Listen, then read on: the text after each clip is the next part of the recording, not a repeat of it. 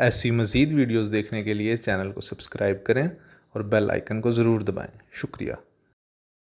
قبر میں کام آنے والے 7 اعمال۔ نبی کریم نے فرمایا انسان کے مرنے کے بعد بھی 7 اعمال کا اجر جاری رہتا ہے۔ جبکہ انسان اپنی قبر میں ہوتا ہے وہ اعمال یہ ہیں: کسی کو علم سکھانا، اب قبر میں کام آنے والے 7 اعمال۔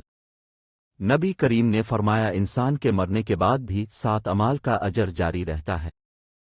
جبکہ انسان اپنی قبر میں ہوتا ہے وہ اعمال یہ ہیں: کسی کو علم سکھانا، آپ اگر کسی کو علم سکھاتے ہیں تو وہ جیسے جیسے آگے پھیلے گا آپ کو ثواب ملتا رہے گا۔